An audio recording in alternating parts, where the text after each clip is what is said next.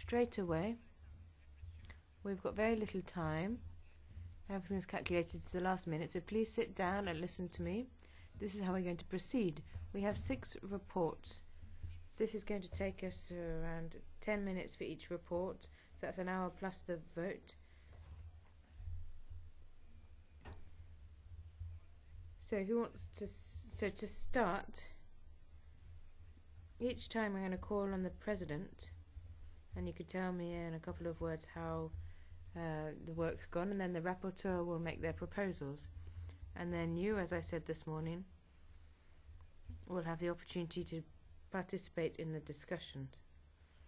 It's a free and open discussion. You have the right to ask your questions, to put questions to your colleagues, and then at the end of the debate we'll vote to see whether the report will be adopted or rejected.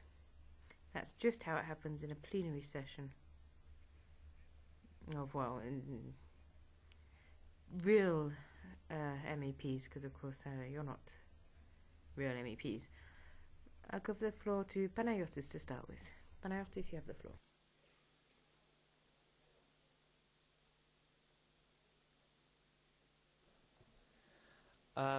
Ladies and gentlemen, greetings once more. I'm Panagiotis Krondiras and I represent the Commission on Environment and Renewable Energy Resources.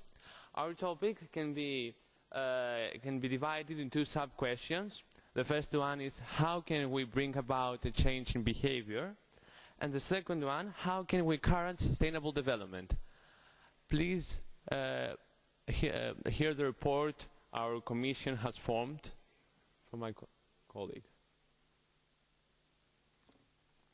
Hello everyone, I'm Shaneika and I'm part of the committee which has evaluated the situation of the environment and renewable energies. In response to the first question, we came up with 3 proposals. Our first proposal was education, and as discussed earlier in the Chamber, we acknowledge that it is entirely up to Member States about education, but we also realise that it is crucial to learn people how to cycle efficiently, and that teaching people is a very big issue in today's society. We have discussed the problem that money is not being economically financed in this area, and we suggest for people our age the practical excursions as opposed to theoretical knowledge is vital. We believe that through excursions to wind farms and even practical hands-on evidence of renewable fuels, etc., we would be able to make this issue more aware for people our age.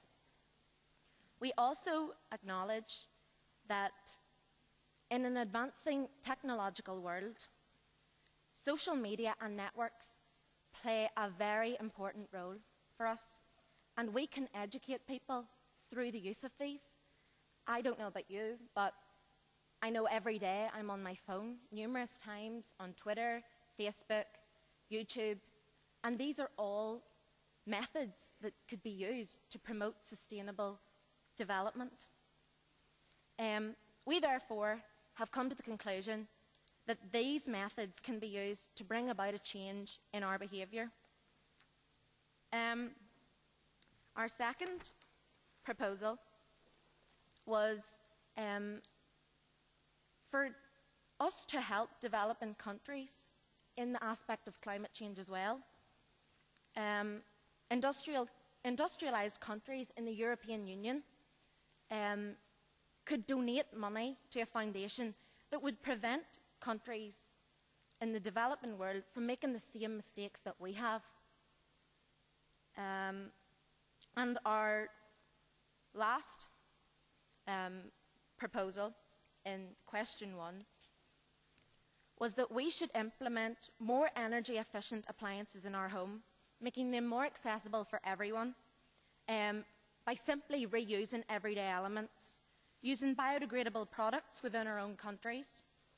For example, I'm from Northern Ireland, and just last year we implemented a bag tax, which was 5p for every plastic bag that is used. This is roughly about 7 cents for every single plastic bag you use, which, when you're going to the supermarket, you don't realise how many bags you're actually going through. And we now all carry our own shoppers. So this is just one aspect that has been implemented to help sustainability and to help our environment. Throughout our discussion, we acknowledge that there are now machines which have been manufactured to help control consumption of energy, and we want to make the availability of these items more prominent throughout the EU, and perhaps we suggest could legislation be implemented that every country needs to have a certain quota of these items. People who were present in our discussion from Belgium and the Netherlands have told us of an app which you can download on smartphones, tablets.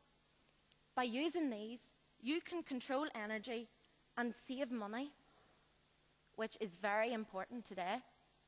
By also using these apps, you can learn how much energy you're actually using.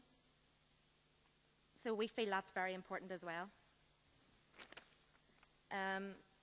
In response,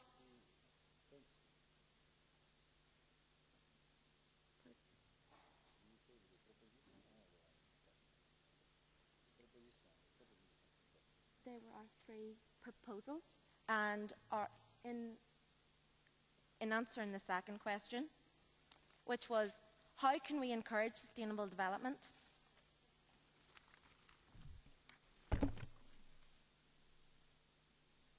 We have said that we need to promote eco-friendly ways, encouraging sustainable development, making recycling more accessible, and in doing so, we can find a life that's more accessible. We have suggested that a grant from the European Union could be provided for economically struggling countries.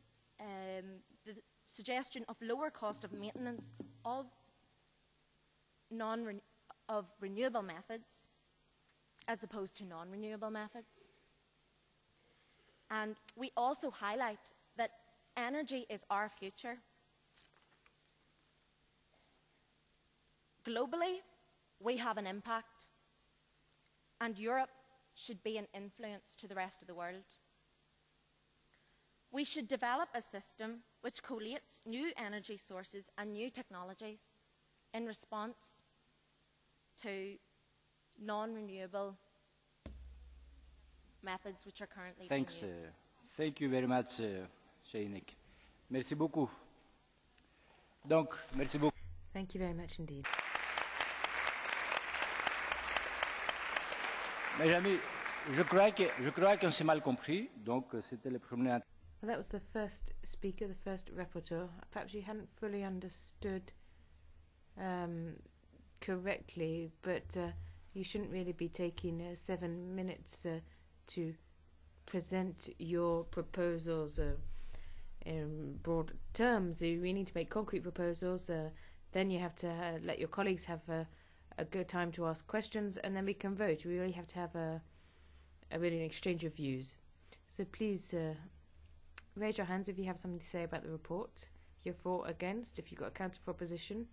The floor is open. Who would like to take the floor?